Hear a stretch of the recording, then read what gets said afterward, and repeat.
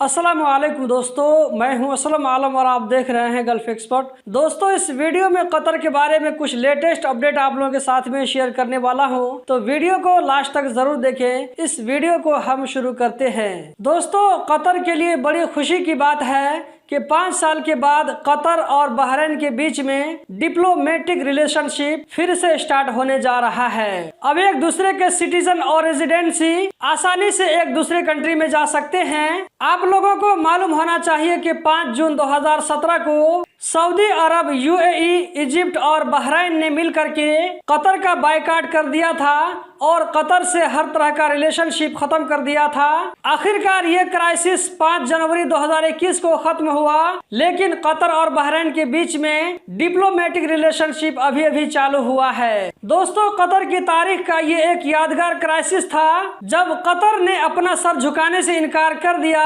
और अपने बलबूते पर वो सब कुछ किया जिसकी उम्मीद नहीं की जा रही थी। मिनिस्ट्री ऑफ औकाफ की तरफ से कहा गया कि अभी रोजाना 4 जगहों पर 4000 इफ्तारी के पैकेट वर्करों और लोगों में तकसीम किया जाता है। जैसा कि आप स्क्रीन पर देख सकते हैं, बहुत सारे लोग लाइन में खड़े होकर के बारी बारी इफ्तारी का पैकेट ले रहे हैं। 4 जगहों का नाम भी बताया गया है। ओल्ड रैयान के ईदगाह में, अजीजिया के ईदगाह में, असमख एरिया में, बड़ी मस्जिद के आसपास, इसी तरह इंडस्ट्रियल एरिया में। उसके अलावा कतर में कई जगहों पर कतरियों की तरफ से और कतर के शेखों की तरफ से इफ्तारी दी जाती है। कुछ लोग इफ्तारी के सामान को बांट देते हैं, जबकि कुछ जगहों पर वर्कर वहीं पर बैठ करके खाते हैं। उसके अलावा कई जगहों पर कतरियों की तरफ से या ये के चैरिटी की तरफ से खीमे लगाए जाते हैं, जहां पर इफ्तारी दी जाती है या ये कि वहां पर तकसीम कर दिया जाता है। ये चीज कतर के हर एरिया में देखने को मिलती है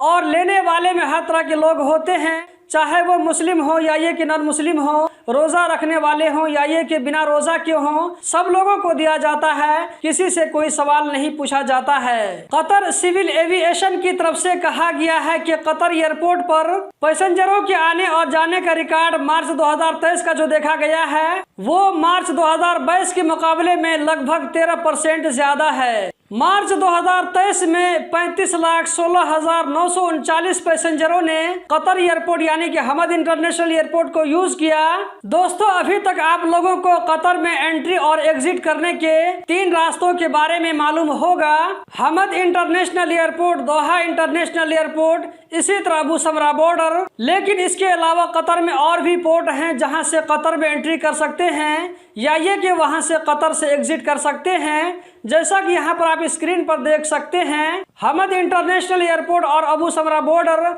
आम लोगों के लिए है, जबकि इसके अलावा जो बाकी पोर्ट हैं या ये कि एयरपोर्ट हैं तो वो आम लोगों के लिए नहीं है, बल्कि खास लोगों के लिए है या ये कि मिलिट्री के लिए है। स्क्रीन पर आप एक वीडियो देख सकते हैं जिसमें बारिश होती हुई नजर आ रही है। ये आज की वीडियो है फजर के टाइम में। आपके एरिया में भी बारिश हुई थी या नहीं हुई थी, आप कमेंट बॉक्स में बता सकते हैं। दोस्तों, रमजान का महीना चल रहा है, मुझे भी अपनी दुआ में जरूर याद रखें और इसी के साथ दीजिए इजाजत। हम जल्द ही मिलते हैं किसी नई वीडियो में। इस वीडियो को देखने का बहुत बहुत शुक्रिया।